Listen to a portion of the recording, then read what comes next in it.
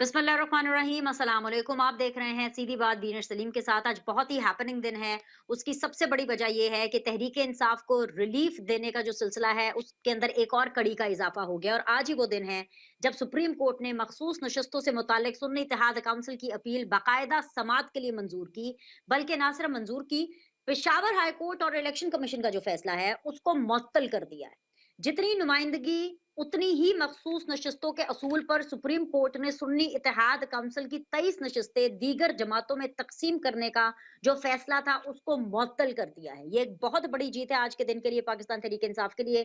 फैसला बाद में अलॉट की गई सियासी जमातों की नशस्तों की हद तक है। 23 मखसूस नशस्तों वाले अरकान आइंदा असेंबली कार्रवाई में वोट इस्तेमाल नहीं कर सकेंगे। अदालत ने लार्जर बेंच के लिए मामला जजेस कमेटी को भिजवाकर समाअत मुलतवी कर दी। बल्कि यही नहीं, एक और भी बहुत बड़ी खबर है और उस खबर का ताल्लुक है परवेज इलाही साहब से। परवेज इलाही को भी आज इसी इस्लामाबाद हाई कोर्ट से रिलीफ मिल गया है, जिनके जजेस को शिकायत है कि इदारे उन पर दबाव डाल रहे हैं। जी हाँ, उसी इस्लामाबाद हाई कोर्ट ने परवेज इलाही के घर को सब जेल बनाने का हुक्म जारी कर दिया है। इसे कहते हैं सत्ते खैरा हमारी जबान में। अदालतों से मुसलसल रिलीफ के बावजूद तहरीके इंसाफ का प्रोपेगेंडा जूं का तूं जारी है। हैरान कुन तौर पर इमरान खान का एक और आर्टिकल आलमी मीडिया की जिनत बन गया है इनफैक्ट, जिसमें हस्बे आदत उन्होंने एक बार फिर अस्करी कयादत के खिलाफ जहर उगला है। एक कैदी का मौकफ पूरी दुनिया तक पहुंच रहा है। इसके बावजूद, इतनी आजादी के बावजूद भी पाकिस्तान में आजादी इजहार राय से मुतालिक सबको गिला है और गिला रखने में सबसे आगे जो जमात है वो पाकिस्तान तहरीक इंसाफ इमरान खान साहब की जमात है। पाकिस्तान में क्या चल रहा है, आने वाले जो दिन हैं वो कैसे होने वाले हैं, इसी पर हम बात करेंगे। आज के पैनलिस्ट मैं आपके सामने रख देती हूँ। मुझे ज्वाइन किया है जी सेनेटर हुमायूं अहमद साहब ने, पाकिस्तान तहरीक इंसाफ को रिप्रेजेंट करेंगे। अस्सलाम वालेकुम, खुश आमदीद। मेरे साथ मौजूद है जी वेरी ऑनरेबल सहर कामरान साहिबा, पाकिस्तान पीपल्स पार्टी को रिप्रेजेंट करेंगी।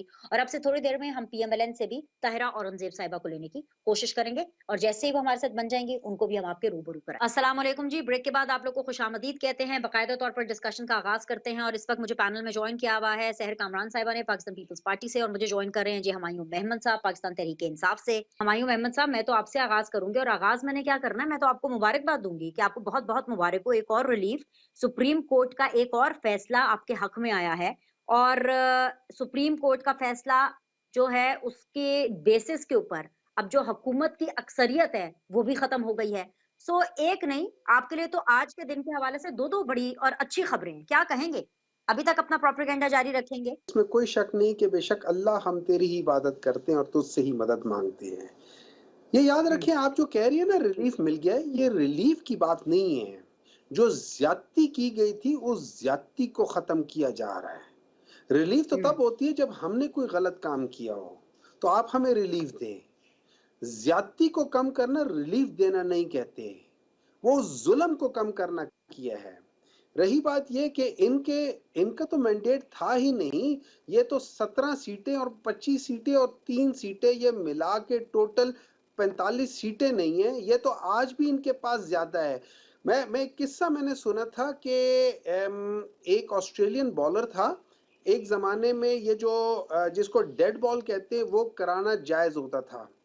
तो उसने गेम जीतने के लिए आखिरी बॉल डेड बॉल करा दी और उससे वो लोग उनकी टीम जीत गई। उसकी बीवी उसको छोड़कर हम्म। चली गई कि तुमने बेईमानी की। मुझे समझ नहीं आती ये इतने ज्यादा कोई ये 70-80 जो सीटें इन लोगों ने चोरी की हैं, क्या उनके में से किसी के एक घर में उस किस्म के उसूल परस्त कोई शख्स नहीं है जो उनको छोड़ के चला जाए कि यार तुम लोग इतने बेईमान लोग हो। हम्म। ये तो हम लोगों की टोटल हालत है। इनके पास तो होना ही नहीं चाहिए था। ये तो सिंपल मेजोरिटी क्या, 2/3 मेजोरिटी पाकिस्तान तहरीके इंसाफ की है। इनके पास तो है ही नहीं। हम्म। ये तो पता नहीं कहां से ऊपर आ गए हैं। इस वक्त पाकिस्तान तहरीके इंसाफ मेहमूद का साहब, प्राइम कुछ मिनिस्टर, मैं आपकी बात मान भी पाकिस्तान लेती इंसाफ हूँ। का मैं मान भी लेती हूँ। Allow me to interject sir. मैं मान लेती हूँ कि आप जो कह रहे हैं बिल्कुल ठीक ठीक कह रहे हैं। 2/3 मेजोरिटी इनकी नहीं है, आपकी है। आप सारी सीटें आपकी हैं। फिर भी सर आपने हुकूमत तो बनानी नहीं थी। I have to remind you again, ये अभी जो सहर कामरान साहिबा बैठी है ना आप ही के साथ इधर पैनल में, इनकी पार्टी ने सबसे पहले आप ही को दावत दी थी कि आप इनके साथ मिलकर के हुकूमत बना लें सर। आपने तब भी हुकूमत नहीं बनाई। देखिए, मैं एक बात बताता हूँ, मैं उन लोगों ने जो हमें ऑफ़र दी थी, उसकी मैं उनका थैंक यू कहता हूँ, मैं उनके ऑफ़र के लिहाज़ से आई रिस्पेक्ट देम कि उन्होंने हमें पहले ऑफ़र दिया था, लेकिन पॉइंट ये नहीं है। देखिए, पॉइंट ये है हुँ, कि आप मुझ मेरे हिस्से की जो 100 चीज़ें हैं, आप उनमें से 50 मुझसे ले जाएँ और मुझे कहें कि जी, मैं आपको सपोर्ट करता हूँ, आप आ जाएँ। वो बात ही नहीं बनती। मुझे आपके सपोर्ट की ज़रूरत इसलिए नहीं थी कि वो 50 जिस सीटों की वजह से नून लीग को आप सपोर्ट कर रहे हैं, वो 17 की बजाय वो 110 पे बैठी हुई है। वो 90 सीटें मेरी हैं जो उठा के लेकर के चले गए हैं। अगर वो 90 सीटें हुँ, मुझे मिल जाती है, मुझे आप में से किसी की सपोर्ट की ज़रूरत नहीं है। तो वो जिसे कहते हैं ना अंग्रेज़ी में thank you but no thanks. हुँ, हुँ। चलिए, अब तो फैसला आपके हक में आ गया, अब पीटीआई का क्या लाहे-अमल होगा सर? सर आप कह रहे हैं कि वो पॉइंट डिस्कशन का नहीं है, पॉइंट ये है कि आपकी सीटें आई कंप्लीटली एग्री सीटें आपको पूरी मिल भी जाएँ। अब चलिए, अब तो फैसला आ गया ना आपके हक में। अब तो अक्सरियत जो थी हुकूमत की, वो तो अब खत्म हो गई, ज़ाहिर अभी बात है फै रिवर्स हो गई। सो अब आप लोग क्या अभी करेंगे? फैसला नहीं अभी फैसला नहीं आया। जिस दिन फैसला आएगा, उस दिन आपको पता चलेगा इनकी हुकूमत ऑटोमैटिकली जो जिस पे ये बैठे हुए हैं, ये टोटल चा 50 सीटों पे उस पे आ जाएगी। बाकी की सारी सीटें पाकिस्तान तहरीक-ए-इंसाफ की होंगी। तो ये हुकूमत में भी नहीं हुँ, बैठे होंगे। ये तो मेरे ख़्याल में दुआ दें कि आसिफ अली ज़रदारी ने इनके साथ मिल के गवर्नमेंट के अंदर नहीं किया, वरना अभी जो बुरी होने वाली है पाकिस्तान मुस्लिम लीग नून के साथ, वो तो किसी को मुंह दिखाने के काबिल नहीं रहेंगे। मतलब उनके साथ वो होगा हुँ। कि बड़े बेआबरू होके तेरे कूचे से हम निकले। तो सर अगर इतनी आपकी फ़ेवर में सब चीज़ें जा रही हैं, जैसा कि मुझे भी लग रहा है, आप भी यही कह रहे हैं कि अभी नून लीग के साथ बहुत बुरा होने वाला है, ज़ाहिर-सी बात है उसके लपेटे में पाकिस्तान पीपल्स पार्टी भी आएगी मेमन साहब। तो आपको ये नहीं लगता कि इमरान खान साहब ये जिस तरह के आर्टिकल्स लिख रहे हैं और जो कि कंप्लीटली एंटी एस्टैब्लिशमेंट हैं, बल्कि एंटी रियासत हैं, सो आपको नहीं चाहिए आप नहीं समझते कि उनको इस तरह के आर्टिकल्स लिखना बंद करने चाहिए? मुझे एक बात बताएँ, उनके आर्टिकल में किस जगह पे एंटी रियासत का ज़िक्र आया है? मुझे एक बात बताएँ, उनके उन्होंने आर्टिकल में किस सर जगह पे आपने वो आर्टिकल पढ़ा है एंटी ना? वो उस मैंने बिल्कुल पढ़ा हुआ है, मुझे बता देना वहाँ कहाँ रियासत के खिलाफ बात की गई है? कहाँ की गई है सर, रियासत के वो खिलाफ ये बात? कह रहे कहीं हैं भी वो बहुत क्लियरली चले मैं खुल के बता देती हूँ, मैं तो चाह रही थी कि हम बच-बचा के इसके ऊपर बात कर लें, लेकिन अब आप कह रहे हैं तो मैं खुल के बता देती हूँ। उन्होंने बाकायदा तौर पर उस आर्टिकल के अंदर वाज़ेह तौर पर ये कहा है कि एस्टैब्लिशमेंट के पास अब कोई चारा नहीं है। उन्होंने तमाम ऑप्शंस इस्तेमाल कर लिए, अब उनके पास कोई चारा नहीं है सवाए इसके कि वो मुझे मार दें। लेकिन मैं डरने वाला नहीं हूँ, मैं इसलिए डरने वाला नहीं हूँ क्योंकि मेरा अकीदा, मेरा एतमाद, मेरा यकीन बहुत ज़्यादा स्ट्रॉन्ग है। सर आप एस्टैब्लिशमेंट के ऊपर नहीं, अपने आप को कत्ल उनके करवाने का एक पास इतना है इल्ज़ाम लगा मेरा रहे हैं, आपको लगता है कि ये एंटी रियासत नहीं है? जी सर। देखिए, 1 मिनट लेट मी रिफ्रेज़ इट ठीक है? सबसे पहले उन्होंने ये कहा है कि मेरा ईमान मज़बूत है। ठीक है? हुँ, उनके अपने ईमान की बात की है कि मुझे गुलामी से मौत बेहतर है, उस रिस्क से मौत अच्छी, जिस रिस्क से आती हो परवाज़ में कोताही। उन्होंने कहा है कि हुँ, मुझे गीदड़ की 100 साल की ज़िंदगी नहीं चाहिए, मुझे शेर की 1 हुँ, दिन की ज़िंदगी चाहिए। उन्होंने ये कहा है कि मैं भागकर ना दुबई जाऊँगा, मैं भागकर ना लंदन जाऊँगा, ना मैं बाकी लीडरों की तरह सेल्फ एक्साइल में जाऊँगा। मैं रहूँगा तो किससे मैदान भागकर जंग सर? में रहूँगा, किससे भागकर? ठीक है? कौन है और उनके पीछे? ये भी तो मैं उन्होंने लिखा है ना कि एस्टैब्लिशमेंट मुझे मारना चाहती है सर। ये लिखा है ना उन्होंने? ये उन्होंने सुने, उन्होंने ये नहीं कहा कि मारना चाहती है, उन्होंने कहा है कि एस्टेब्लिशमेंट जो मुझे मेरे साथ ज़्यादतियाँ कर रही है या मेरे साथ मेरी हुकूमत के साथ उन लोगों ने किया हुआ है और मुझे वो चाहती हैं कि वो लोग मैं बाहर चला जाऊँ या डील कर लूँ, मैं नहीं करूँगा। तो अब चूँकि उन्होंने सारा ज़ोर इस्तेमाल कर लिया है, उनके पास मुझसे पीछा छुड़ाने का सिर्फ़ एक ही रास्ता है, वो ये है कि मुझे मार दें, जी, वरना तो वो मुझसे पीछा नहीं छुड़ा अच्छा, सकते। वो बिल्कुल, मुझे मुझे बिल्कुल सर। मुझे तो मुझे तो सर अरे ये 1 ये मिनट है, ये मुझे प्रो कंप्लीट पाकिस्तान बात है कि मेरे ये एंटी पाकिस्तान बात है? आप माशाल्लाह इतने पढ़े लिखे हैं, आप नहीं मुझे ये बता दें, मैं आगे बढ़ूँ, सहर भी वेट कर रही हैं। ये प्रो पाकिस्तान बात एंटी है कि एंटी पाकिस्तान पाकिस्तान बात है? मेरी बात सुने, इसमें एंटी पाकिस्तान कोई बात नहीं है। इसमें उन्होंने सिर्फ एक ऐसे लीडर ने अपना अज़म बताया है कि जो अगर ज़िंदगी गुज़ारना चाहता तो वो बादशाहों की ज़िंदगी गुज़ार सकता था बगैर प्राइम मिनिस्टर होने के। लेकिन उसने आपके और मेरे बच्चों के फ्यूचर के लिए लोगों को जगाया है। उसने आपने और मेरे मैं एक बात बताऊँ, अगर वो ना होता, आज आपके पास ये जितने भी ये सारे जो प्रॉब्लम आ रहे हैं, ये आज ना आप उजागर कर रही होती है, ना आप। ये जो आटे का बहरान है, ना इससे पहले कभी किसी और ने उठाया या नहीं है। जब से इमरान खान आया है, तब से ये सारी चीजें सामने आनी शुरू हो गई हैं। वरना हमारी तो कौम सोई हुई थी। उनको तो कोई जाके उनकी चीजें चुरा हुँ, के चला जाता था। ठीक है। सड़कों की उसमें नाम पे अपनी अपनी अरबों की जायदाद बनाकर चले गए। उनमें से कहना कि अपनी जायदाद बेच के पाकिस्तान में इन्वेस्ट करें। पहले तो ये बात बता दें कि आज तक क्या उन लोगों ने अपना जरिया इनकम बताया है कि जिस तरीके से उन्होंने ये पैसे कमाए हैं? बिल्कुल नहीं बताया। क्या आज तक उन लोग किसी ने ये कहा? एक शख्स तो यहाँ तक तैयार है, वो कहता है कि मैं अगर अपने चौकीदार के नाम पे पैसे या मुंशी के नाम पे पैसे मंगवाता हूँ, ये बिल्कुल मेरा राइट है। तो वो मनी लॉन्ड्रिंग को लीगल समझते हैं ये लोग। इनकी ज़हनियत ये है। ये तो शुक्र करे इमरान खान ने आपको, मुझे, ठीक है, अवाम मेमन को साहब जगा दिया कि बहुत आप यार अपने हक दूसरी के तरफ लिए निकल खड़े गए हैं। आपका पॉइंट आ गया। सर जी पॉइंट आ गया, मेरे साथ रहिए। ज़रा पीपल्स पार्टी को भी शामिल करते हैं, नून लीग को भी शामिल करेंगे। सहर अस्सलाम वालेकुम, बहुत-बहुत शुक्रिया आपने पेशेंटली सुना, जो भी हुमायूं मेमन साहब कह रहे थे। यहाँ से शुरू कर लेते हैं कि एक तो सबसे पहले बुरी खबर ये है कि सुप्रीम कोर्ट के फैसले के बाद आप लोगों की जो अक्सरियत है वो खत्म हो गई है। अब ये बड़ी एक फैसला कुन मोड़ है सियासत में, जहाँ से हम देख रहे हैं पॉलिटिकल एनालिस्ट जहाँ से देख रहे हैं, जहाँ से हम जैसे एंकर्स देख रहे हैं कि सेनेटर्स मुंतखब हो गए हैं, लेकिन अब 23 अरकान रिवर्स हो गए हैं। इट्स प्रीटी कंफ्यूजिंग, आगे क्या होगा? और साथ ही साथ जो मेहमन साहब आपको कह रहे हैं कि सिर्फ वो लोग जाग रहे हैं जो कि खान साहब को सपोर्ट कर रहे हैं, बाकी तो पूरी कौम ही सोई हुई है। क्योंकि आपका ताल्लुक पीपल्स पार्टी से है, आप तो खान को फॉलो नहीं करते, आप तो खान के पैरोकार नहीं है, तो आप भी सोए हुए हैं। तो मैं तो यही कहूंगी, सैर कामरान साहिबा, wake up, smell the coffee, आपकी हुकूमती अक्सरियत गई। शुक्रिया विनीत। मेरा ख्याल है कि कबल वक्त प्रोपेगेंडा एक ऐसी जमात है जो सिर्फ प्रोपेगेंडा, इंतशार, कियोस्क पे सरवाइव कर रही है। उसका सर्वाइवल, उसकी हम्म। सस्टेनेबिलिटी इंतशार है। बिल्कुल, अगर इमरान खान हम्म। साहब ना आते तो पाकिस्तान में 9 मई जैसा वाकया नहीं होता। 2 दिन के बाद 9 मई को 1 साल हो जाएगा।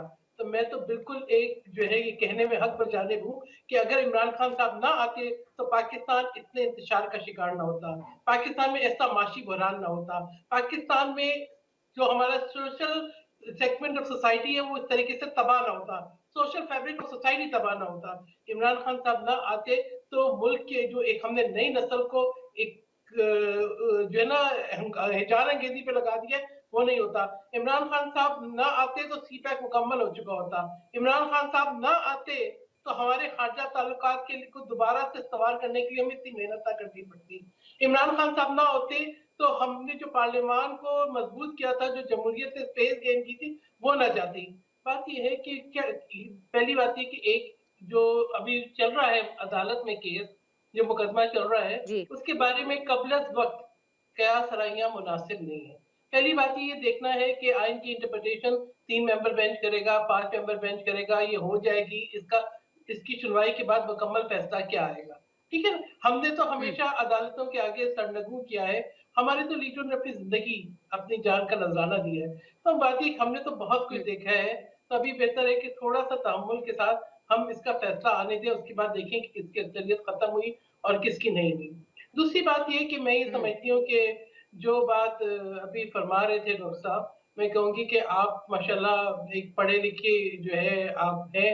आप तो कभी भी आप सपोर्ट नहीं करेंगे कि मुल्क के अंदर इंतशार हो। उन्होंने अपनी जमात के अंदर, इमरान खान ने अपनी जमात के अंदर इंतशार किया है। रोज जो शख्स जाता है, किसी को कहते हैं कि तुम जो है मेरे स्पोक्स पर्सन हो, किसी को कहते हैं तुम चेयरमैन हो, किसी को कहते हैं तुम पब्लिक अकाउंट्स कमेटी के चेयरमैन हो, अगले दूसरा जाता है तो कहते हैं मैंने तो ये नहीं कहा इसको हटा दो। वो ये भी नहीं चाहते कि उनकी अपनी जमात के अंदर कोई दूसरा शख्स जो है वो कोई जो है कोई मतलब स्टेबिलिटी की तरफ जाए। तो ये उनकी एक पॉलिटिक्स का एक जो है ना, मैं समझती हूँ कि एक तुर्रा इम्तियाज है या एक ट्रेंड है उनका। बाकी ये कि मैं समझती हूँ कि अगर आप फॉरेन फंडिंग की बात करें, अगर आप जो है जरिया माश की बात करें, तो भाई कम से कम चंदे से पैसे लेके उसको बजाय अस्पताल पे लगाने के इन्वेस्टमेंट में इस्तेमाल करना या जाती सियासी मकासद के लिए इस्तेमाल करना, इसकी भी कोई मिसाल नहीं मिलती। ठीक है, उसकी भी कोई मिसाल नहीं चलिए, मिलती। ये जो इतनी मुझे मुझे मुझे ये मुझे बताएं, ब्रेक का कहा जा एक रहा है एक सहर। एक एक मैं एक मिनट वीरेश, एक और जरूर, मैं समझती हूँ अगर आम कैदियों की तरह जरूर। उनको रहना पड़े ना, तो मैं देखूंगी कितने दिन वो जेल में रहेंगे। वो जो उन्होंने अक़वाले ज़रीन थे उनके कि घर से खाना ना आए, फैसिलिटीज ले लो, वो ही अगर इनके साथ हो तो फिर मैं समझती हूँ कि कितने दिन देखें कि जेल में रहना पसंद करेंगे। उन्होंने तो वहां पे रह के भी अपना एक सिस्टम जो है ना कियोस्क का, इंतजार का चलाया हुआ है। वैसे ये हैरानकुन तौर पर हुकूमतें आप लोगों की हैं, आप और नून लीग की। और ज़ाहिर बात है आपकी, चाहे आप इसका बर्डन शेयर करें या ना करें, लेकिन आपकी सपोर्ट से नून लीग ने हुकूमत बनाई थी। लेकिन और इन्हीं हुकूमतों के अंडर जो है अडयाला जेल भी आती है। मैं तो पहली बार अपनी लाइफ में ये एक्सपीरियंस कर रही हूँ कि अडयाला जेल से ओपिनियन पीसेस, आर्टिकल्स जो हैं, वो अखबारात में, और पाकिस्तान के नहीं, इंटरनेशनल ये अटियाला इंटरनेशनल जेल से भी हो पब्लिकेशंस में रहे हैं। लिखे जा रहे हैं सर। इससे ज़्यादा तो आज़ाद कोई भी नहीं हो सकता। इससे ज़्यादा तो आज़ाद आप ना अभी हैं हुकूमत में रह करके, ना आप माज़ी में थे जब आप जेलों में थे। मैं चाहूँगी आप इसके ऊपर कमेंट करें, लेकिन मुझे ब्रेक का कहा जा रहा है। Allow me to take a break. Sir, मैं वापस आते ही आपसे रिज़्यूम करूँगी और कोशिश करेंगे कि नून लीग को भी इस पैनल का हिस्सा बनाएँ। देखते रहिए सीधी बात बीर सलीम के साथ। Will be back in a bit. सहर, ज़रा वेरी क्विकली इसके ऊपर एक क्विक बिट दे दीजिए और ये ऐड कर लीजिएगा कि गंदुम के बहरान के बाद भी जो आवाज़ उठाई गई है ना, बकौल मेरे बड़े मोहतरम हुमायूं मेहमन साहब के, वो भी शाऊर पीटीआई ने, इमरान खान साहब ने दिया है, वरना गंदुम के ऊपर भी सब चुप थे। हालांकि रिपोर्ट भी वजीर आजम को भेज दी गई है, लेकिन अभी तक वो वाली आवाज नहीं उठाई गई जो कि बेसिकली किसानों के लिए, गरीब अवाम के लिए, गंदुम खाने वालों के लिए, मेरे लिए, मैं खाती हूँ, आप खाते हैं, किसी का भी घर गंदुम के बगैर नहीं चल सकता। तो ये भी आवाज नहीं उठाई गई। लेकिन यहाँ से आगाज कर लें कि जितनी आजादी इस टाइम पर इमरान खान साहब और पीटीआई के पास है, आपके पास ना पहले थी ना अभी है। देखिए, बात ये है कि दिनेश, मैं ज़रूर वो टाइम चाहूँगी आपसे। मैंने बड़ी तहम्मुल से सारी बातें सुनी। ये जो फंडिंग और ये जो पब्लिकेशंस आ रही है ना, ये पाकिस्तान से नहीं आ रही। ये जो है गोल्डस्मिथ जी। फैमिली की सपोर्ट नज़र आ रही है हमें। ये जिस तरीके से आप मुझे अरे, बताएँ कि यहाँ से तो पब्लिकेशन कौन लिख रहा है, कितना लिख रहा है, कैसे जा रही हैं, कैसे छप रही हैं, ये तो सब आपको पूरे लिंक्स को देखना पड़ेगा। ये इतनी सोशल मीडिया टीम, ये सब कुछ, देखिए बात ये है कि अगर इनको कोई और सारी जमात इनके साथ ना हो तो ये एक जलसा नहीं कर सकते। आपने देख लिया इन्होंने 10 दफा कॉल की, कितने हम्म, लोग जमा हुए। तो ये जो मैं समझती हूँ प्रोपेगेंडा और सोशल मीडिया एक्टिविस्ट के जरिए, सोशल मीडिया टाइगर्स के जरिए, वॉरियर्स के जरिए, ये जिस किस्म का सिनेरियो क्रिएट कर रहे हैं, इसका मकसद सिर्फ ये है कि मुल्क में इंतशार पैदा करना। और एक बात तो मैं समझती हूँ हम्म, रिकॉर्ड पर लेकर आ जाऊँ कि गंदम के इश्यू को कौमी असेंबली में मैंने रेज किया था सबसे पहले। मेरे इश्यू को रेज करने के ऊपर डिप्टी स्पीकर ने अगले दिन जो वक्की वजीर हैं नेशनल फूड सिक्योरिटी की, उनको बुलाया था और फिर तमाम मेंबर्स को ये मौका दिया था कि वो इस पे बात करें। तो इनकी तरफ से तो शादो नाज़र 1 या 2 मेंबर्स थे। बात ये कि इनको क्या ताल्लुक किसानों से, इनका क्या ताल्लुक जो है मजदूरों से, इनका क्या ताल्लुक ज़राअत से। तो जब आए इन्होंने कभी पानी बंद किया है, कभी जो है एग्रीकल्चर इंडस्ट्री को उन्होंने नुकसान पहुंचाया है। बात ये कि आज इस पे पॉलिटिक्स ना करें, ये एक जेन्युइन इशू है और हम इसको देखना चाहते हैं कि निगरान हुकूमत के दौर में ये जो फैसला हुआ जिसका इम्पैक्ट हम्म, आज किसानों पे, जो गंदम के ग्रोअर्स हैं, हमारा जो एग्रीकल्चर है, उसके ऊपर आ रहा है। यकीनन वजीर आजम तहकीकात कर रहे हैं, तहकीकात होनी चाहिए और सिर्फ तहकीकात नहीं होनी चाहिए। मैं समझती हूँ जो रिस्पॉन्सिबल है उनसे रिकवरी हो, उनसे रिकवरी हो। जो फार्मर्स हैं उनको जो है बिल्कुल कंपनसेट किया जाए, उनको रिलीफ प्रोवाइड किया जाए, क्योंकि आज अगर गंदम का बहरान हल नहीं होगा, आज अगर हमने इस पर सख्ती से कोई फैसला नहीं किया, तो कल जो है किसान गंदम नहीं उगाएंगे, कल जो है आपकी नेक हम्म, क्रॉप नहीं होगी। क्योंकि देखें जो एक आम किसान है उसकी इतनी जो है उसके पास नहीं होता है वसाइल। वो कहीं पे खाद उधार पे लेता है, कहीं पे डीजल उधार पे लेता है, कहीं से पे पैसा उधार पे ठीक है। लेता है और 6 महीने मेहनत करता है, महंगा बीज, महंगी खाद, महंगे जो है इनपुट्स लेके, महंगा डीजल लेके वो अपनी जमीन तैयार करता है, सब्र के साथ मेहनत करके गंदम उगाता है, इसलिए कि आपके मुल्क को जरूरत है। हम कहते हैं हम एग्रो बेस्ड हम्म, इकोनॉमी है। हम ये कहते हैं कि हमारे मुल्क की मईशत के अंदर जो है एग्रीकल्चर है, ज़राअत है, वो रीढ़ की हड्डी के मानंद है। तो लेकिन आज जो है उसी को ज़रूरत पहुंच रही है, किस वजह से कि ट्रेडर्स ने, मफाद परस्त ने ये किया कि ऑलरेडी स्टॉक मौजूद था, उन्होंने गंदम मंगवाई। गंदम भी कैसी मंगवाई कि जब हम मैं देख रही हूँ लिस्ट कंपनीज की और उनके उनके रिमार्क देख रही हूँ, जो तो वो रिपोर्ट भी इस तरह वज़ीर के आज़म साहब को पेश की गई है सहर, जो रिपोर्ट पेश की गई है गंदम इम्पोर्ट की, जी, ये मेरे सामने रिपोर्ट है, उसमें लिखा गया है कि जी 30 मार्च 2024 तक गंदम इम्पोर्ट होती रही, यानी कि आपकी 31 भी मार्च हुकूमत उसके अंदर इक्वली रिस्पॉन्सिबल थी। नहीं, देखिए ये तो देखिए बात ये है पीपल्स पार्टी मैं यही कहूँगी कि सिंध के जो निगरान वज़ीर आला थे, उन्होंने भी खत लिखा कि गंदम इम्पोर्ट ना की जाए। हमारी हुकूमत आई, हमारे जो फूड के जो मिनिस्टर हैं, जाम खान चोरो, उन्होंने भी लिखा कि जो पाइपलाइन में इसको भी बंद कर दिया जाए। देखिए हमारे यहाँ सिंध के अंदर हुँ, मार्च के अंदर हार्वेस्टिंग स्टार्ट हो गई। मेरी मतलब ये कि ठीक है, हार्वेस्टिंग हमारी मुकम्मल हो गई थी मार्च के अंदर, ज़्यादातर अप्रैल में पंजाब में थोड़ा लेट होती है, ठीक है? हम सिंध के अंदर जल्दी राइट। होती है। और आप ये देख रहे हैं कि आपकी लोकल गंदम की हार्वेस्टिंग है, वो अवेलेबल है और बाहर से गंदम आ रही है। बल्कि 28 मैं आपको अप्रैल की बात बताऊँ कि मैं ये देख रही थी न्यूज़ में, खबरों में कि जी एक शिप जो है गंदम लेकर आया, उससे 1500 टन कम थी और शिप फरार हो गया।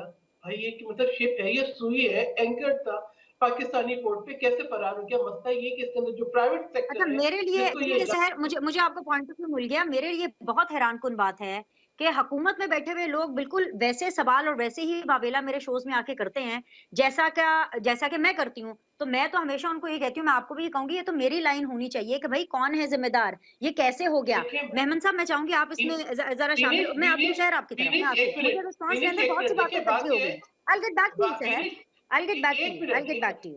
दिनेश एक मिनट मुझे बात मुकम्मल करने दें। देखिए बात ये है हम जरूर पार्लियामान में बैठे हैं, लेकिन इसका ये मतलब नहीं कि हम सफर नहीं कर रहे हैं। इस देखिए पीपल्स पार्टी का जो वोटर है, हुँ, वो तो है ही किसान, वो तो है ही मजदूर, वो तो है ही लेबर क्लास।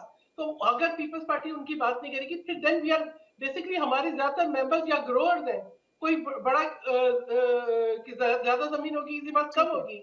लेकिन हमारा जो है सिंध के अंदर हमारा पूरा जो रूरल एरिया है, वो हमारा जो है वो इसी के ऊपर डिपेंड करता है कि जो उनका जरिए मार्च जो है ज़रात है। तो हम तो देख रहे हैं कि ये क्या हो रहा है, भाई और हर पंजाब हर में जो हुआ किचन शहर हर वो किचन तो उसी वैसे पे ही डिपेंड करता है। गंदम तो हर घर में चाहिए ही चाहिए, हर इंसान को चाहिए। घर की मैं क्या बात लेकिन करूँ? आज सड़कों पे सेनेटर मिल रही हुमायूं है। मेमन आज साहब, सड़क जी, बिल्कुल। देखिए बहुत सी बातें इकट्ठी हो मैं गई हैं। आपको मेमन साहब यहाँ से आगाज़ करें कि आप लोग पैसे देकर के आर्टिकल लिखवाते हैं? ये पूरी लॉबी है जो कि आप लोगों के लिए काम कर रही है और टेलीग्राफ के अंदर इसी सर वजह से आपके इस तरह से पाकिस्तान मुखालिफ आर्टिकल लिखे जा रहे हैं। यहाँ से शुरू कीजिएगा रिस्पॉन्ड करना। जी सर। देखिए मैं यहाँ से शुरू करता हूँ। देखिए सबसे पहले ये है कि जो लोग अनपढ़ होते हैं, जिन लोगों को की नॉलेज नहीं होती है, उनका तो पाकिस्तान के सिवाय ये छोटे मोटे किसी अखबार में या छोटे उसमें करके वो पैसे दे दिला के अगर पब्लिश कर ले तो कर ले, तो वो फिर समझते हैं कि पूरी दुनिया में इसी लिहाज से ही होता है। जिन जिन न्यूज़पेपर अनपढ़ कौन में है वैसे बाय उनकी द वे? पब्लिक एक मिनट है अनपढ़ कौन जना, है by the just way? Allow me, सुन ले। नहीं, जस्ट अनपढ़ कौन है allow by me, the way? अच्छा सुन ले। नहीं, नहीं, मैं अनपढ़ जस्ट आऊँगी कौन है अलाउ मी, सहर बाय द आपके वे? जस्ट पास अलाउ आऊँगी नहीं, ये Vineet just it's very important. Just ये तो अलाउ एक ऐसा रिमार्क है जिसको मैं समझती हूँ कि इस अनकॉल्ड फॉर। अनपढ़ किसको कह देंगे? आपका क्या ख्याल है जस्ट कि अलाउ इमरान मी, खान नहीं साहब कौन सी जस्ट मैं डिग्री लेकर आए? जस्ट किस अलाउ मी। बुनियाद अच्छा पर उनका आपने दाखिला ज़रा हुआ? आप सुन ले, मैं पूछ लेती हूँ। आप मैं मतलब गिल्टी आप कॉन्शियस किसको कह क्यों रहे हो हैं? रही हैं? किसको आप अनपढ़ गिल्टी कह रहे हैं? कॉन्शियस क्यों हो रही है? मैं तो जनरल बात कर रहा हूँ ना, मैं मैं क्यों जनरल गिल्टी बात कर कॉन्शियस रहा हूँ होंगी? कि जो मैं अनपढ़ कोई स्पोर्ट्स की बुनियाद पर देखिए डिग्री ना, लेकर नहीं मैंने आई। तो कुछ नहीं मैं कहा। क्यों गिल्टी कॉन्शियस मैं होंगी? डॉक्टर जनरल साहब मैं आपसे मैं पूछ तो रही एक हूँ जनरल बात कि कर रहा हूँ, आप आप तो एक ऐसी कुश्ती ले रहे गुफ्तगू करें अरे जो कि डॉक्टर जो कि साहब, जेब दे आप आपको। कह दें कि मैंने शहर को नहीं कहा। आप कैटेगोरिकली नाम लेकर के कह दें कि आपने इस पैनल में किसी को भी नहीं नहीं नहीं कहा ये। आप कह दें और बात मुझे आगे क्यों बढ़ाएँ। करेंगे? मैं आपका मैं ये मौक़िफ़ कह सुनना रही हूँ कि चाहती हूँ। किसको किसको जी, किसको कहते शहर हैं, में बात किसको कर पकड़ रही हूँ। रहे हैं? मेरी बात जी, सुने, मेरी जी, बात जी, सुने। जी मेमन मैं साहब बताइए। जी मेमन इन साहब। जनरल बात कर, जो लोग अनपढ़ एक जाहिल वाहिद होते इंटेलेक्चुअल आ गया उनसे पाकिस्तान में। देखिए ना, देखिए या आप बात कर लें या मैं बात कर लेता हूँ, या फिर आप अकेले प्रोग्राम कर लें, मैं चला जाता हूँ, और या फिर मुझे बोलने दें। जैसे नहीं, नहीं मैं मेमन आप साहब जब आप बोली जा रही था, मुझे पता था कि आप गलत बोल रही हैं, मैं खामोश था, क्योंकि एक महज़्ज़ब जो जो तरीका होता है वो यही होता है कि अगला आदमी जितना मर्जी गलत बोल हाँ, रहा हो ना, दूसरा उसको खामोशी से बोलने अच्छा, देता है और चलिए सुनता है, चाहे वो कंटेंट पे आ जितना जाए। मर्जी मेमन साहब आपके बोले। पास माइक है, आप आप ही की बारी है। आप अगर मैं बोलिए, बिल्कुल अपना एक मौका मिनट है, पूरा कीजिए। एक शहर मैं मिनट आपके है, पास एक आऊँगी, आप पॉइंट्स मिनट नोट कर लीजिए। जी, जी मेमन साहब। फिनिश, एक मिनट। अभी अगर मैं गलत बोल भी रहा हूं ना, तो खामोशी से सुने, जरा तहम्मुल से सुने, ठीक है? अब मैं अपनी बात दोबारा शुरू करता हूं। जब कोई जाहिल अनपढ़ लोग हो ना, तो उनके आम सी जगहों पे भी लोग नहीं छापते जब तक वो पैसे ना दे, और पैसे देने वाले लोग कोई और होते हैं। जिन लोगों की वैल्यू होती है उनकी दुनिया के सबसे बड़े जो जरीदे होते हैं ना उनमें पब्लिकेशन हो जाती है क्योंकि उनका नाम ही काफी है।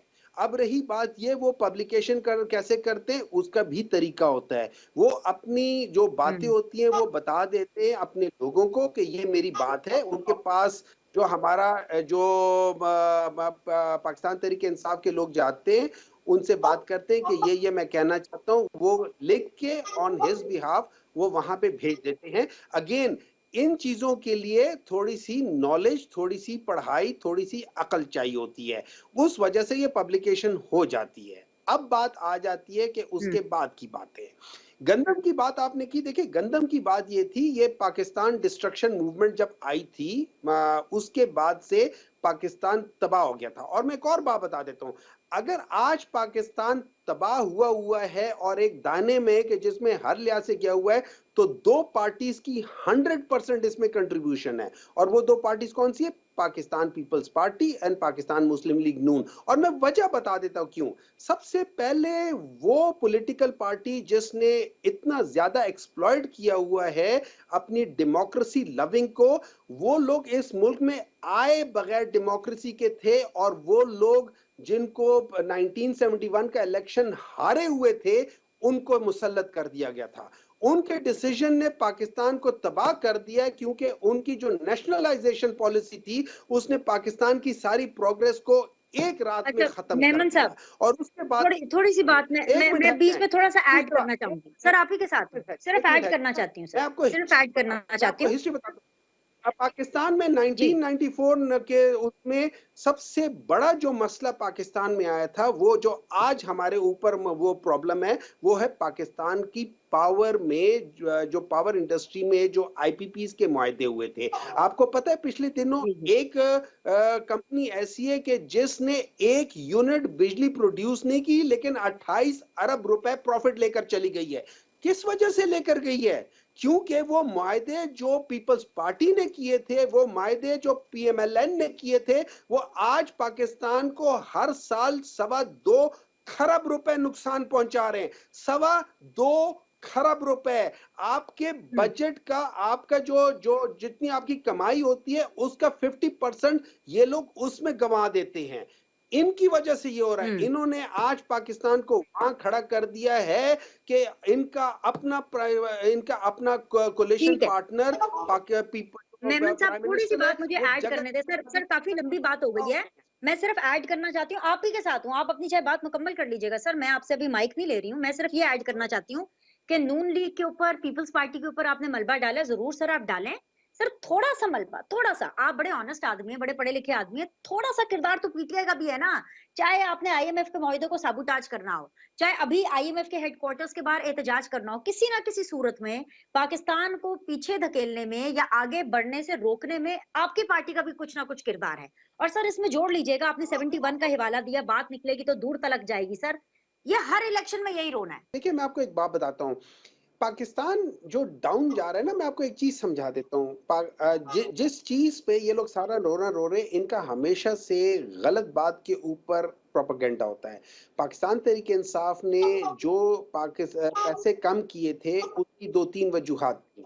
एक तो हम्म पाकिस्तान की जो टारगेट था 2021 के एंड में, 2022 में जो टारगेट था कि हम इतना करेंगे, वो हम लोगों ने 3 महीने पहले अचीव कर लिया। इसका मतलब है जून की बजाय हमने तकरीबन तकरीबन वो अचीव कर लिया था।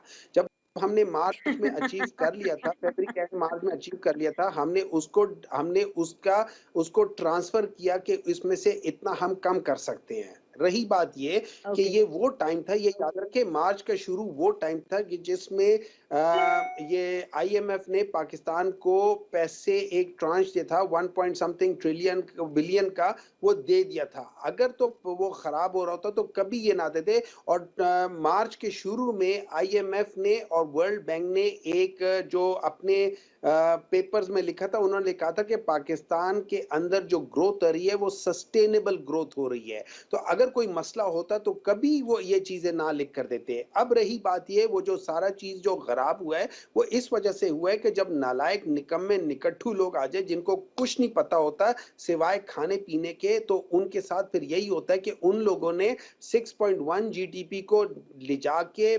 -0.178 जीडीपी पे विद इन 1 ईयर ले गए, विद इन 1 ईयर ले गए। जहां पे ये 15 रुपए के पेट्रोल पे 150 के पेट्रोल पे एक साहब जो है वो कराची से लॉन्ग मार्च और ट्रेन मार्च शुरू करते हैं और दूसरे लाहौर से शुरू करते हैं और इस्लामाबाद आके करते हैं, वो 300 रुपए 280 रुपए के पेट्रोल पे उनको कुछ भी नहीं होता। और वहां पे बहुत सारे उनके साथ हम्म वाले जो लोग हैं उनको किसी को कोई प्रॉब्लम नहीं है। और रही बात ये जो मैं आपको बता देता हूँ, ये अगेन ये देख ले क्या हुआ है, इन्हीं की हुकूमत, ये जो एक्सटेंशन थी, जो केयर टेकर गवर्नमेंट थी, ये इन्हीं के लोग थे। काकड़ साहब को वोट सेनेट में किसने दिया है? मैंने तो नहीं दिया, पीपल्स पार्टी और नून ने दिया है।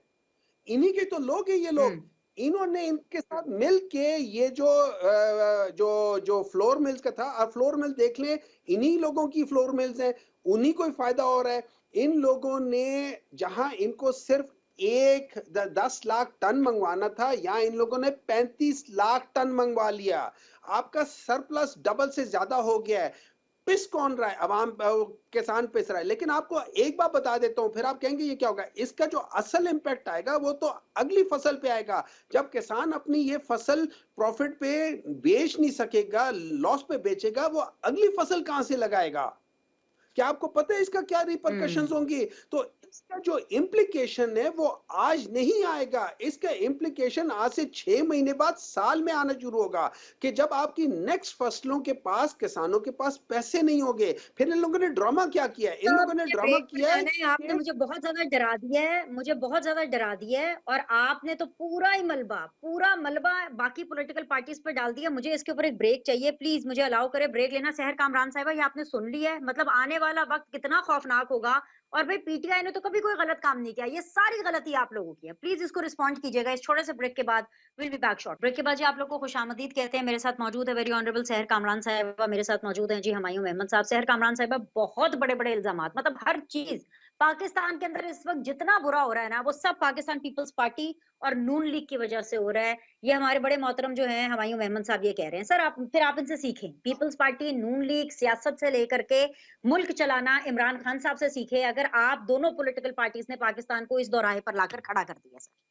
जी, बात ये है कि दिनेश, मैं तो समझती सहर। हूँ हमने जो पाकिस्तान के लिए किया वो आज पाकिस्तान के दिफा की भी जमानत है, पाकिस्तान की तरक्की की भी जमानत है और पाकिस्तान के वकार की भी जमानत है।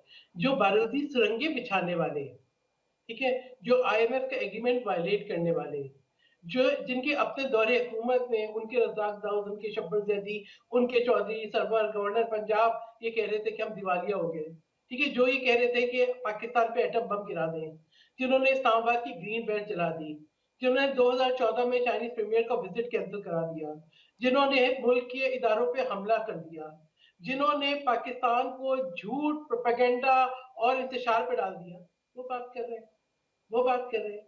देखिए, बात ये है कि मैं समझती हूँ कि आप जो है फॉरेन फंडिंग के ज़रिए आप अपने जो भी आपके अज़ाइम हो वो हमारे सामने है। हमें बिल्कुल समझ में आ रहा है कि जब पाकिस्तान एक स्टेबिलिटी की तरफ जा रहा था, पॉलिटिकल स्टेबिलिटी भी, इकोनॉमिक स्टेबिलिटी भी, तो आप धरना लेकर आ गए थे, ठीक है? और उसके बाद आपने अपनी तनख्वाहें कॉम्प्रोमाइज़ नहीं की थी। आप बाहर बैठे, हुँ, आपने इदारों पे हमले किए और उसके बाद आपने आके तनख्वाहें ले ली और उसके बाद आपने कहा कि आपके तो मंशूर के ऊपर अफवाज पाकिस्तान चलती है, ठीक है? आपने ऑर्डिनेंसेस पे मुल्क चलाया, आपने पार्लियामान की नफी की, आपने कौमी सलामती की मीटिंग से गायब रहे, आप कश्मीर के ऊपर क्या करके आए यूएस से, आपने कहा कि मैं तो जो है एक और वर्ल्ड कप जीत कर आया हूँ। और आपने इतना भी नहीं किया कि आप एहतजाज, मैं जुम्मा जुम्मा खड़ा होकर एहतजाज करूंगा, वो जुम्मा जुम्मा एहतजाज किया, आपने तो अपने ही जो वुज़रा उनको भी साथ ठीक है। खड़े नहीं होने दिया। आपने उस हुँ, इश्यू को डैमेज किया। फिर आपने जो है पाकिस्तान हुँ, की जो न्यूक्लियर सेफ्टी एंड सिक्योरिटी है उस पर सवाल उठा दिए। आपने हर वो कोशिश की कि पाकिस्तान के अंदर ना इकोनॉमिक स्टेबिलिटी आए, ना पॉलिटिकल स्टेबिलिटी आए। आज भी आप जेल में बैठ के ये नहीं कर रहे हैं कि आप कोई ये सोचेंगे, आप कहते हैं मैं तो फौज पाकिस्तान से मुज़ाकरात करूंगा, मैं तो मिलिट्री एस्टेब्लिशमेंट से हुँ, मुज़ाकरात करूंगा। आपका कौन सा रास्ता जमहूरियत की तरफ जाता है? हमने जो स्पेस इतनी कुर्बानियों के बाद हासिल की थी, आपने उसको कल भी डैमेज किया, आपने आज भी डैमेज किया, आपने हमारे खारजा ताल्लुकात को नाकाबिल तलाफी नुकसान पहुंचाया। आज तो हो रहा है ना, आज तो आप देखें कि हमारे ठीक ताल्लुकात है। भी बहाल हो रहे हैं, हमारे चाइना के साथ भी हम मुझे आगे बढ़ रहे सहर हैं, पाकिस्तान ने अपने सेल ताहिरा कमीशन नहीं औरंगजेब भेजा, साहिबा ने ज्वाइन आज किया है अभी नून सऊदी लीग अब की इन्वेस्टर्स भी तरफ आए से। हुए हैं। ताहिरा साहिबा बहुत-बहुत शुक्रिया जॉइन करने के लिए। सहर आपने खारजा ताल्लुकात की बात की है। हमें तो ये साथ अब आपने ज़िक्र किया तो चले मैं पूछ ही लेती हूँ। हमें पता चला है कि बिलावल भुट्टो दोबारा वज़ीर ख़ारजा बनने वाले हैं। बस ये बजट पेश होते ही आप लोग कैबिनेट का हिस्सा भी होंगे और इसीलिए जो है इसहाक डार साहब को डिप्टी प्राइम मिनिस्टर बनाया गया है, ताकि जो बिलावल भुट्टो हैं, वो फ़ॉरेन मिनिस्ट्री का ओहदा ले लें। नहीं, नहीं, मेरे इल्म में अभी ये तो नहीं है, लेकिन मैं ये कहूंगी कि बिलावल भुट्टो जरदारी एक बेहतरीन वजीर खारजा साबित हुए, जिन्होंने इनके बिछाए हुए बारूदी सुरंगे और नुकसान से पाकिस्तान को बाहर निकाला। ठीक है, अगर वो इस ओहदे को कबूल करते हैं तो मैं समझती हूँ पाकिस्तान के लिए बहुत बेहतर होगा। आज आप देखें कि सऊदी अरेबिया से आपके इन्वेस्टर्स आए हुए हैं, आज पाकिस्तान अपना खोया हुआ वकार दोबारा हासिल कर रहा है। और ये जो कहते हैं, यकीनन इस बात की इन्वेस्टिगेशन होनी चाहिए, जो गंदम का बहरान है इसकी इन्वेस्टिगेशन होनी चाहिए। ये जो, लेकिन आप ग्रोअर होते हैं तो आपको पता होता है रिपरकशन कल नहीं आएगी, रिपरकशन आज आ रही है, क्योंकि आज आपकी ठीक है, कपास की ज़हर फसल आ गया, आपको लगनी पॉइंट आ थी, गया। नहीं मेरे लगा साथ रहिए, फलों। ज़रा नून लीग को भी सुन लेते हैं। बड़ी बड़ी देर के बाद नून लीग ने हमें जॉइन किया है। ताहिरा साहिबा बहुत-बहुत शुक्रिया जॉइन करने के लिए। ताहिरा साहिबा यहाँ पे इतनी बड़ी बहस हो रही है, सबसे पहले तो मैं आपसे पहला सवाल ये सुप्रीम कोर्ट के फैसले के हवाले से करना चाहूँगी, जो कि मखसूस नशिस्तों के हवाले से है। आप लोगों की तो हुकूमती अक्सरियत ही खत्म हो गई। वो जो आप लोगों ने इतने सुहाने ख्वाब देखे थे कि अब तो आपको ऑपोज़िशन की ज़रूरत ही नहीं है। जो आपका दिल आएगा आप पार्लियामान में करेंगे, जो आपका दिल आएगा आप कानून साज़ी करेंगे। अब तो वो सिचुएशन नहीं लगती, ये सबसे बड़ा धचका है आपके लिए। ताहिरा साहिबा। बिस्मिल्लाहिर्रहमानिर्रहीम। आपको कब हमने मैसेज भेजा कि जो हमारा दिल चाहेगा हम करेंगे, जो हमारा दिल चाहेगा हम कानून साजी करेंगे? हमने पहले भी जो 16 माह गुजारे थे ना पीडीएम में, हमने तमाम सियासी जमातों जी। को साथ लेकर हम चले थे। मुस्लिम लीग नून हमेशा से जो इत्तेहाद बनाती है उसकी पासदारी करती है। हमने मोहतरमा बेनज़ीर भुट्टो शहीद के साथ चार्टर ऑफ डेमोक्रेसी साइन किया था, जिसकी आज तक हम पासदारी करते हैं और पीपल्स पार्टी भी करती है। हमने इसी तरह पीडीएम में जब 16 जमात इत्तेहाद हुआ और हमने 16 महीने हुकूमत की, तो हमने उस वक्त भी ये बढ़के नहीं मारी थी कि हम ये कर देंगे या वो कर देंगे। हमने हमेशा मुल्क को गिरते हुए संभाला। मुल्क डिफॉल्ट के दहाने पे आ चुका था। इन्हीं लोगों की मेहरबानी से जो आज जेल में बैठ के बढ़ के मारते हैं, इससे मुज़ाकरात होंगे, उससे नहीं होंगे।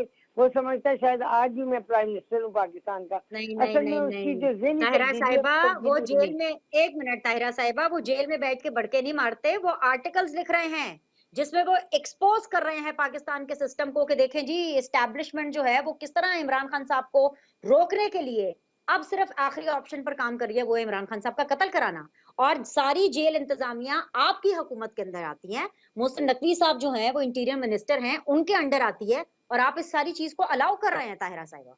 तौबा इस्तगफार करें। ना हमने कभी माजी में ये सोचा, ना हमने आज कभी ये सोचा, ना आइंदा कभी सोचेंगे। मुस्लिम लीग या पीपल्स पार्टी या जो भी सियासी जमातें मुल्क के अंदर मौजूद हैं, उन्होंने सियासी कत्ल ना कभी करवाए हैं और ना कभी इस एजेंडे पे चली हैं। हम लोगों ने हमेशा ये कहा है, जब हम अपोजिशन में थे और प्राइम मिनिस्टर थे इमरान खान साहब के, हम इनके साथ बैठ के एक माशी सूरत को बेहतर करने के लिए चार्टर ऑफ इकोनॉमी साइन करें, तो उन्होंने खड़े होकर फ्लोर पे कहा कि मैं तो शहबाज शरीफ साहब को अपोजिशन लीडर ही नहीं मानता। हमने ये कब बहस की कि हम किसी से डायलॉग नहीं करेंगे? हमने तो पहले वक्त में, और पीपल्स पार्टी ने सबसे पहले इलेक्शन के बाद कहा हम सब ने कि हम इनके साथ डायलॉग भी करेंगे, क्योंकि पाकिस्तान इस वक्त जो है सिर्फ माशी लिहाज से नहीं, दहशत गर्दी के हवाले से भी पाकिस्तान के अंदर बेशुमार बेपनाह मसाइल हैं। बेरोजगारी, महंगाई, ये कोई एक मसला नहीं है। ये जो हुकूमत करके गए, इन्होंने इस पाकिस्तान को मिसाइलिस्तान बना दिया। आपको याद होगा 2018 में जब हमारी गवर्नमेंट खत्म हुई थी, प्राइम मिनिस्टर नवाज शरीफ साहब थे, तो दहशत गर्दी जीरो थी, कराची से लेकर खैबर तक, और रोशनियां थी। हमने नेशनल एक्शन प्लान तरतीब दिया था, जिसमें रेंजर, अफवाज पाकिस्तान और पुलिस तमाम लोगों को ऑन बोर्ड लिया था और तमाम पॉलिटिकल पार्टीज उसमें शामिल थी। उनकी मुशावरत से ये ज़रबे अज़ब हमने जो शुरू किया था, और जिसके नतीजे में कराची से खैबर तक दहशतगर्दी का खात्मा किया था, लोड शेडिंग का खात्मा किया था, और पाकिस्तान को एक नई जगह पर लेकर चले थे। तो लेकिन उसके बाद ताहिरा आप साहिबा, देखें अब आप गंदम का दहशतगर्दी की खात्मा हालत क्यों क्या कर है, रहे हैं? दिन आखिरी दहाड़े चीज़ क्या बता दें हालत हो रही मुझे, है। अब आप लोग गंदम का खात्मा कर रहे हैं, किसानों का खात्मा कर रहे हैं, इतने एंटी एग्रीकल्चर पॉलिसी, इतना एंटी एग्रीकल्चर स्टेप विफाक ने कहा है कि जी हम गंदम खरीद लेते हैं। पंजाब अभी तक जो है वो गंदम खरीदने के लिए तैयार ही नहीं है। ये तो कमाल ही हो गया। क्या करना है आपने गंदम का, किसानों का क्या करना है? बात सुने, जिस जिस दौर में ये सारा काम हुआ, 35.5 लाख टन गंदम इंपोर्ट की गई, गोदामों में वो पुरानी गंदम अभी भरी पड़ी है। तो ये नई, ये तो सोचने की बात उन लोगों की थी, उस दौर की थी, जिन्होंने ये कहा कि प्राइवेट सेक्टर जो है वो गंदम को इंपोर्ट कर ले। तो प्राइवेट सेक्टर ने ये सोचे बगैर कि पाकिस्तान के अंदर डिमांड क्या है, हमारी डिमांड जो हमारा कॉमर्स है वो क्या कह रहा है, ईसीपी क्या कह रही है कि गंदम चाहिए कितनी, सबके सबके जहन में था, ठीक सब है। बता रहे थे, माहिर माशियात भी, ज़राई लोग भी, कि इस दफा बम्पर क्रॉप होगी गंदम की। सबके जहन में ये बात थी। तो ये इतनी तादाद में फिर गंदम क्यों इंपोर्ट की गई और हमने क्यों ये गोदाम भर दिए उस गंदम से, जिसके बाद हमारी अपनी फसल जब आई तो हमारे पास रखने को जगह न थी। ये कभी आपने सोचा? ये एक दो ठीक है, दिन के पॉइंट आ मसाइल गया नहीं, जी। ये एक दो आखिरी दिन के, आखिरी एक 1 दो मिनट में घंटे के मेमन मसले साहब को नहीं देना है। चाहती ये मसाइल मैं चले मेमन आ रहे साहब को थे देना चाहती और थी। ये हमें विरसे में हुमायूं मिलते मेमन हैं साहब। हमेशा। पहले भी जब गवर्नमेंट हमारी थी और हमारे साथ अलायंस था तमाम दीगर सियासी जमातों का, तब भी मसाइल थे। और अब जब गवर्नमेंट बनी है, इंशाल्लाह ताला पीपल्स पार्टी भी कैबिनेट में आएगी, शामिल होगी, पाकिस्तान बेहतर तरीके पे। आप देखिए आज कितनी बड़ी खुशकिस्मती है कि सऊदी चलिए, अरेबिया का 44 रुकनी वफ्द जो है वो पाकिस्तान के अंदर सिर्फ ट्रेडिंग के लिए, पाकिस्तान की माशी ये हालत में बहुत बड़ी इन्वेस्टमेंट के बात अब लिए है। ताहिरा ये औरंगजेब बड़ी साहिबा खुशहाल आपने कर बात है, दी है। पूरी कौम को हुमायूं मेमन मुबारकबाद। साहब, पाकिस्तान पीपल्स पार्टी काबीना में शामिल हो रही है। ये आपकी ब्रेकिंग न्यूज़ मैं आपको दे रही हूँ, क्योंकि इससे पहले तो हम बात कर रहे थे। आप शायद इस हवाले से इशारों किनारों में बात कर रहे थे, लेकिन अब ताहिरा औरंगजेब साहिबा ने बता दिया कि पाकिस्तान पीपल्स पार्टी काबीना का हिस्सा होगी। So are you ready for more action? मेहमन साहब, फाइनल कमेंट। देखिए मेरी बात सुने, किस एक्शन की बात करें वो तो वैसे ही हो रहा है। मैंने मेरे ख्याल में, आई डोंट नो कि किस प्रोग्राम में मैंने आज से कोई, जिस दिन इनको डिप्टी प्राइम मिनिस्टर बनाया था, जैसे जुल्फिकार अली भुट्टो को जनरल याया ने बनाया था, उसी तरीके से जब इनको यस, डिप्टी प्राइम मिनिस्टर बनाया, मैंने उस दिन कह दिया था कि इनको डिप्टी प्राइम मिनिस्टर इसलिए बना रहे हैं कि ये पोजीशन बिलावल भुट्टो के लिए खाली कर रहे हैं। ये मैंने उस वक्त कहा था। अच्छा, उसको छोड़ दे, ये लोग कह रहे हैं कि हम लोग तरक्की कर लेंगे वगैरह। मैं एक बात बताता हूँ, मुझे एक बात बताएं, पाकिस्तान मुस्लिम लीग और पाकिस्तान पीपल्स पार्टी 1980 से लेके आज तक उसमें क्या नए चेहरे आए हैं? वही सारे लोग हैं, वही सब कुछ है। मुझे एक बात बता दे, 30 साल में इन्होंने कुछ नहीं किया, ये अगले 1 साल में क्या कमाल कर लेंगे? मुझे बता देना, बहुत अच्छा इन्होंने सवाल है, 30 क्योंकि साल में अगले क्या अगले प्रोग्राम के लिए किया छोड़ है? देते हैं। वक़्त खत्म हो गया। डॉक्टर साहब, वक़्त खत्म हो गया। बहुत-बहुत शुक्रिया। आज के लिए तीनों मेहमानों को बहुत शुक्रिया। आप लोगों से इंशाअल्लाह ताला कल मुलाकात करेंगे। देखते रहिए सीधी बात बीर सलीम के साथ।